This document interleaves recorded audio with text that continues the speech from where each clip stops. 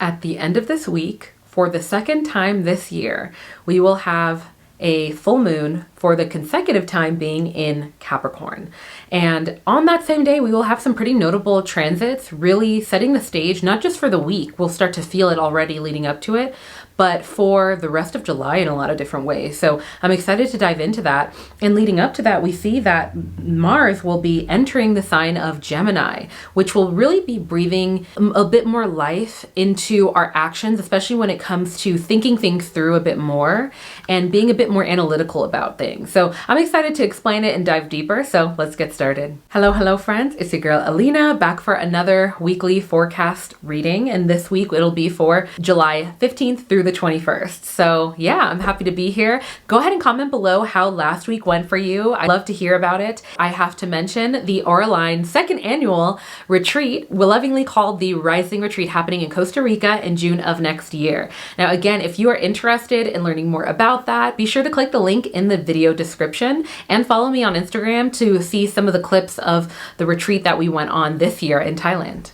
First up, on July 15th, Monday, we know is ruled by the moon. So on this day, anything going on with the moon will be more acutely felt, but we also know that it makes for a very energetically supportive day when we do anything having to do with the areas of our lives that the moon rules. So think about diving deeper into our emotions, leaning into more introspective things like journaling, having some level of reflection, doing anything that helps you to sort of connect the dots. I know what comes to mind is things like going for walks, finding moments to almost be bored and allow your mind to kind of flow and ideas to come through, meditation, even conversations with friends, but also it makes for a great day for relationships as well and connecting with people in that way. But on Monday, we see that the moon will be in the sign of Scorpio, which will make it a very supportive day in terms of diving deeper into our psyche and our deeper rooted emotions and hidden sort of motivations of things. Scorpio is really good at doing that, but also different types of transformational work. So what comes to mind is therapy. When the moon is in Scorpio, it's already this astral body that is ruling over a lot of those aspects of our life, of our inner world. When the moon enters Scorpio, it takes that lunar energy and it kind of amplifies it in a way where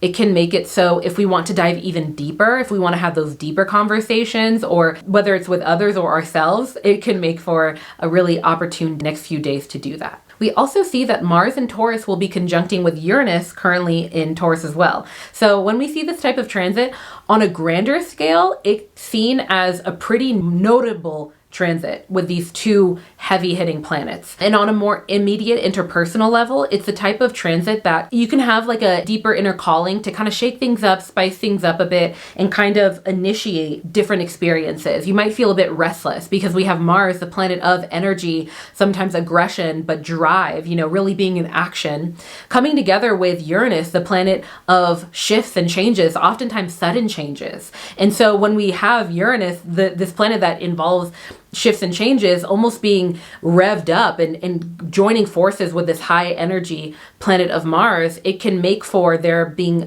noticeable shifts. And really these noticeable shifts are likely to be felt over the next few weeks. It can make it more likely that on Monday, we might even notice it then. Ultimately, because it's a conjunction, it's not in too much of a difficult position. I will say that Mars and Uranus and Taurus, it's not their favorite sign to be in necessarily. So there is that. But overall, if you tend to notice that there are shifts in your life, especially on Monday or throughout this week, going with the flow of them in terms of maybe it's like, hey, change of plans, we're going to do this. Instead of being too resistant to it, being open to kind of like following the rabbit hole, so to speak, following the breadcrumbs of the serendipity and of the changes. And oftentimes it can lead to pretty lucky happenstances. I hope that explains it well. Another good example of this, because both of them are in the sign of Taurus, this sign of relationships, our material things, think about wealth as well. What comes to mind is maybe you're learning about something, maybe you've been learning about investing in some way or new method for budgeting in a financial way. And you're like, you know what? I'm just going to see what goes here. I'm not going to overthink it. I'm going to learn a little bit more about it and kind of go down that path. And sometimes it can lead to very insightful situations. On the flip side, if we're a little bit too resistant to change, sometimes that can lead to us being kind of like the last one out of the burning building because we're so stuck in our ways and it's clear that something needs to change. But because we want to hold hold on to our comfort zone and what's familiar to us, it can end up slowing us down. And so Mars conjuncting Uranus is very much a transit of the train is moving, things are happening, and it's about if you're ready to respond or not. Next up, on July 16th, Tuesday, we know that Tuesday is ruled by Mars. So again, it's likely that we will be feeling this transit, more acutely on Tuesday as well because of this, but definitely throughout the week in the next few weeks. Tuesday being ruled by Mars, it makes it so being in action, taking aligned actions with any sort of plans we've made, especially if we've kind of been connecting the dots more so on Monday, especially processing things with the moon having been in Scorpio. It makes for Tuesday to be a great day to sort of initiate things and kind of be in action in that way. But we also see that the moon will be entering the sign of Sagittarius, which makes this day and the next few days pretty suitable for diving deeper into what you feel could expand your awareness. So whether that's education, maybe looking into traveling long distance, because travel can expand our awareness, being in new environments, but even looking into more spiritual and philosophical pursuits can be very conducive on these days as well, because it increases the likelihood that we reach certain insights that again expand our perspective of the world. Next up, on Wednesday, July 17th, we know Wednesday is ruled by Mercury, making it an opportune day for socializing, networking, asking for help, seeking guidance, and also offering it as well, exchanging that energy in that way. Also, anything having to do with the internet, if you want to sort of work on something having to do with your computer or your laptop, or back something up, or, do anything sort of technical, these days can be relatively benefic for that because Mercury rules over all things out of air, which includes the internet. But we also see that on Wednesday, the moon in Sagittarius will actually be opposing Jupiter in Gemini. So when we see this type of transit, because it's involving the moon, that having to do with our inner world, our emotions, and our intuition, and having this more difficult opposition with Jupiter, the planet of expansion and excess sometimes, and sometimes prosperity and luck in that way, but also on the flip side of that, it could be excess, it could be a little bit too much. Because it's in an opposition, it's the type of transit that can likely show up as us feeling potentially overwhelmed or feeling like we need to set up some boundaries because too much is coming in, or we're having a little bit too much of something. When there's an opposition as well between the moon and Jupiter, there's a higher likelihood of feeling like we don't have as much self-control, of kind of overdoing it with something. Maybe that might be overeating or binge watching something a little bit too long or something like that. But ultimately, all oppositions, they're calling us to strike a balance and embrace the duality between the two energies of the planets involved. So we have the moon in Sagittarius, so it's in this sort of expansive, curious, philosophical thinking sort of state. It rules over our inner world and how we process things. We're being asked to strike this balance between that and wanting to kind of do the most, you know what I mean? Kind of do the most, like do some things that are extra that might be at the detriment of our mental health or our mindset in some way. And so on Wednesday, it can be helpful to make sure that you have some boundaries, whether it's boundaries with others or even with yourself, of having a conversation of like, Alina, hey, you know that when you get around hot Cheetos, you can't stop. So how about we get a smaller bag? Or how about, this is just an example with food. It could be with anything. That's just what came to mind for me. That's what can tend to show up with that type of opposition. Next up, on Thursday, July 18th, we know that Thursday is ruled by Jupiter. So I don't think that we'll be feeling the other transit as much on this day just because lunar transits are a lot more fleeting, faster moving. But with Thursday being ruled by Jupiter, it makes it a relatively benefic day. It can be a relatively supportive day when it comes to spiritual pursuits, exploring things. And we see that the moon is still in Sagittarius, which is ruled by Jupiter. It's really in alignment with the themes of a Jupiter ruled day, which is leaning into expanding our awareness in any sort of way. So that can be journaling, learning about ourselves. That could be doing more research, doing a deeper dive into things versus just reading like surface level blog, or maybe you found a few tweets about something,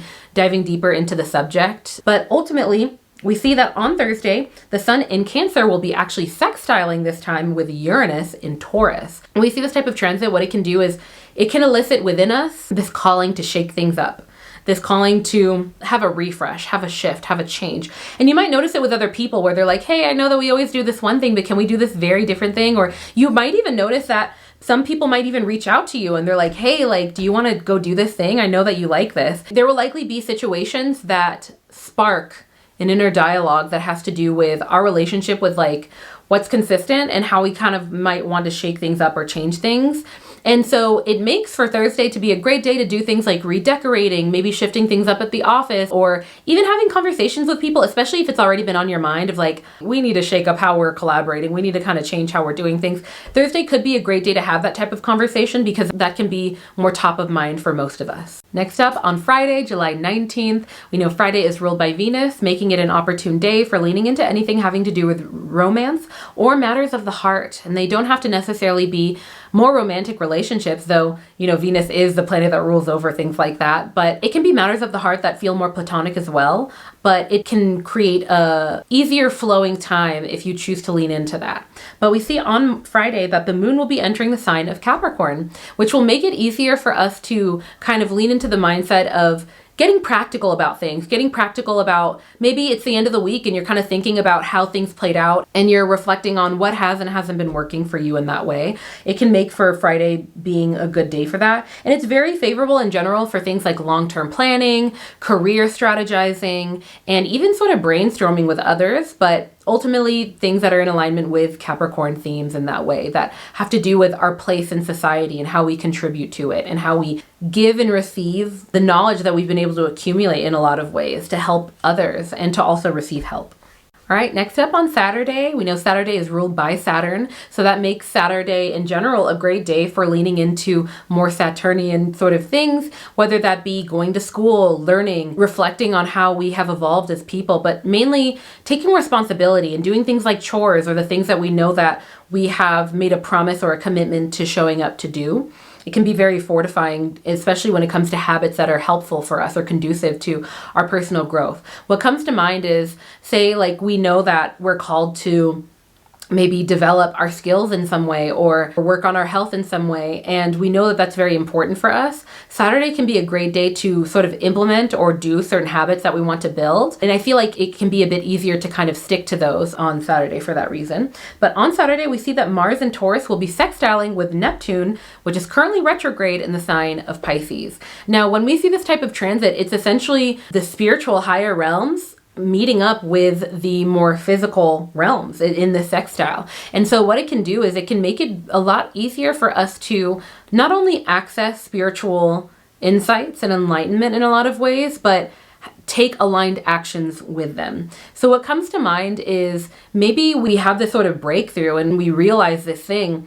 And maybe in the past we've had breakthroughs, but we haven't really implemented it because it's hard or because it's outside of our comfort zone or whatever. But when we see that Mars sextiles with Neptune, it can feel a lot easier to take aligned steps with the insights that we have accumulated or that come to us on this day. It might not necessarily be something that, wow, I'm going to have this epiphany on Saturday, but it can more so be these insights that you've learned over time. You finally are feeling more ready to kind of live in alignment with them or take steps in alignment with them in a certain way.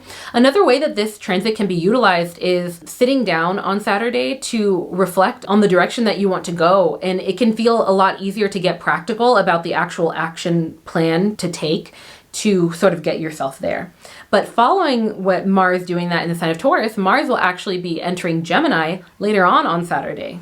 Now, when we see that Mars is in Gemini, it makes us feel a lot more capable in terms of looking at any sort of problem or tackling it and feeling like we can look at it from every angle, that we can kind of process it more intellectually and really sort of review it in different ways versus maybe a more knee-jerk reaction or feeling a bit more stuck in our ways, which is more of a tendency that can tend to happen when we see that Mars is in Taurus, which is an earth sign that's more prone to being a bit more stubborn. On the flip side, there can be a higher likelihood of us overthinking things when it comes to the next step to take, when it comes to the next action to take. There can be a higher chance of almost like an analysis paralysis where we're kind of over-analyzing things and thinking about it too much to the point that we don't do anything at all. Be cognizant of that over the next few weeks, several weeks, and really for the rest of summer, as Mars will be in Gemini for the rest of this summer. And finally, on Sunday, July 21st, we know that Sunday is ruled by the sun, making it a great day for really leaning into leadership roles, being more self-expressive as well.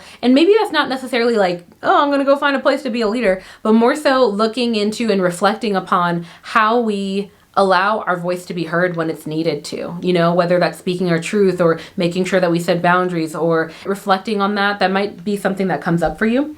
But on Sunday, the moon will be full in the sign of Capricorn for the second consecutive time this year. Yeah, the last one was in Capricorn. And so when we see a full moon in Capricorn, similar to the last one, it's really a full moon that's all about celebration for how far we've come, especially when it comes to working on or building a form of consistency or a foundation in our life, and also finding the power and practicality in getting things done. And really reflecting on that. And I say that because full moons are seen as this cosmic culmination point, right? It's the midway point in a lunar cycle where the moon is reflecting its highest capacity of the sun's light off of it, making for a very beautiful evening as well. But astrologically, it's seen as this time where just as the moon can raise the tides, so too can it raise our emotions and our intuition in a lot of different ways. And this is one of the reasons why you might notice that there can be a spike in arguments or disagreements or even crime or people having to go to the hospital around the time of full moons. Like, no joke, you can look that up. And I've had friends who are nurses, who are EMTs, who even work for the morgue, y'all, work for the coroner's office. And they all told me in separate situations, like, yeah, it's around the time of full moons. And interestingly, when it rains, that these situations spike up. And you might think that the rain has to do with car accidents, but no, it's in general, overall, that there's these higher cases of just mishaps and arguments and things kind of escalating. That's on one side of the coin, in that because our inner world is coming to the surface, if we haven't been happy, if we haven't been maybe speaking our truth or kind of getting it out or relieving the pressure in healthy ways, that pressure can build up, and it oftentimes releases in big ways around the time of full moons. But on the other side of the coin, it's almost like a harvest moon in that you get to look at your harvest. You get to reap what you have sown in a lot of ways. And so on one side of the coin, Capricorn full moons can be a great time to reflect upon and celebrate how far you've come in terms of your work, your career, but really how you have contributed to your immediate and broader community. So that can be, if you are a parent, how you have contributed literally to society by helping repopulate the earth in some ways. That's been weirdly politicized, so don't get mad at me for bringing that up. That's just, a thing of life. But also it could be for how you have helped your neighbor, how you have supported people. It's very important to pause and pat ourselves on the back sometimes, because life is hard. It can be very easy to not do that. It can be very easy to look on social media and everywhere else and think that everybody else's life is good except ours because everybody's showing their highlight reel. So I really encourage you to take time to pause and do that. But all of that to say, on the flip side, just as the energy has grown to its peak at the full moon, following that, the light on the surface of the moon will be waning and the energy will be going back down all the way to the end of the lunar cycle. And just as we see that the light wanes from the surface of the moon, so too can anything that we're looking to release also wane in its ties to us and its hold on us, if we choose to do things like a full moon ritual, where we get clear on things that haven't been working for us, either midway through this lunar journey or in our life in general. And because this is a Capricorn full moon, it can be helpful to reflect upon things in our lives that might have been hindering our ability to contribute to society in a broader scale, or to create structure, consistency, and stability in our life that maybe we have been longing for in some way or another. Those are the sort of areas of your life that you can reflect upon for this Capricorn full moon. One last thing about Capricorn full moons that I'll say is that they can also be an opportune time for leaning into seeking wisdom, like deep wisdom from people who have gone before you in whatever facet or subject or area of study that might have been interesting you. And that's because a big characteristic of Capricorn as well is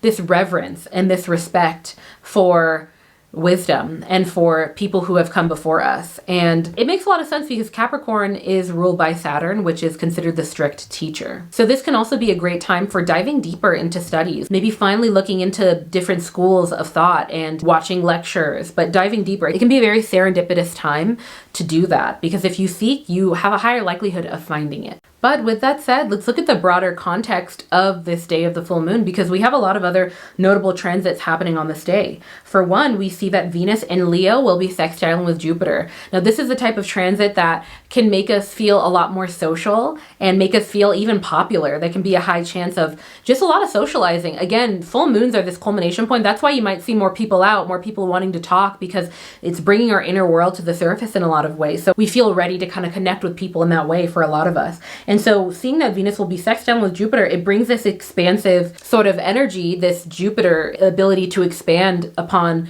the planets that they conjunct with. When it comes to our love, our relationships, are really being more outgoing and letting ourselves just like speak freely. It can make us also feel really ready to share our gifts. But we also see that Mercury in Leo will be squaring with Uranus in Taurus. So when we see this type of transit, it can make it so we might feel like we're overthinking things a bit. It can just increase the likelihood that you're talking to somebody and you think you're on the same page and there's an energy shift, or you realize that they actually were kind of judging you or something. Like there can be a chance of misreading the vibes or the situation with people, so be aware of that. We also see that the sun in Cancer, which will be in opposition with the moon, will be trining with Neptune in Pisces. Now, Neptune is retrograde right now. So when we see this, it can just make us feel a lot more empathetic. It can make us feel like our walls are a bit more down in a lot of ways, especially when it comes to our sense of self and how we are communicating to one another. But ultimately, it adds this depth of emotion to the day. So there's really this interesting cocktail of pretty benefic transits involving Venus and Jupiter, but we also see that Uranus is coming in and increasing the likelihood of unexpected shifts or sort of unexpected readings of the room, like weird readings of the room. But we also see that Mars in Gemini will be trining with Pluto in Aquarius. Now, this is the type of transit that can bring some intensity to our relationships. And that's because we see Mars, which is a planet of drive, aggression, and namely passion, coming together with Pluto, the planet of hidden depths, hidden secrets within us, our shadow side in a lot of ways, and the necessary degradation that's needed in order for there to be regeneration, the necessary sort of breaking down and transmuting of our shadows and understanding of them and acknowledgement of them in order for us to grow, right? And so it can make it so there can be this initiation or this start for positive change in our life because we are getting this sort of espresso shot from Mars when it comes to looking at and sort of processing deeper rooted things having to do with our relationship. So this can look like maybe somebody opening up to you and you learning this pivotal thing that happened that they're kind of trying to work through, or it could be with you. But ultimately, it's going to be a high energy, potentially high drama type of day, depending on how everybody is responding in their own unique ways to these pretty notable transits. So if you're one to, jump into the fire in that way to have some fun, I feel like Sunday could be a pretty notable day for very high energy things that could result in some fun because we do have pretty benefic transits going on, especially with Jupiter, with Venus, Mercury playing a role as well. But finally, following this Capricorn full moon, the moon will be entering the sign of Aquarius later on in the day. And when the moon enters the sign of Aquarius, it makes it so we feel a lot more open to being collaborative and being more open-minded in general, really, and thinking outside of the box and leaning into progressive perspective. It increases the likelihood that you have conversations with people or that you're collaborating with people and these ideas sort of come up that are just really insightful. And you're like, oh, you should start a business. Like, oh, that is really, that type of thing. Or, that is so insightful. I never connected the dots in that way. So that's the sort of energy that can come in on this day. But with that said, I'm going to go ahead and wrap up this video. If you made it to the end, I would love if you commented 3 fire emojis, just because, I don't know, it's the end of the week is giving a bit of chaos and that makes me think of a wildfire. With that said, comment down below if you've already been feeling any of these transits. Let me know about last week, if you noticed the effects of any of them. I love reading comments of people who went back to previous weeks where something notable happened to them and they see if any of the transits were sort of indicative of that playing out in that way. But with that said, I'll see you in the next one and I will leave you with my favorite quote, and that is, be gentle with yourself because life is about the journey, not the destination.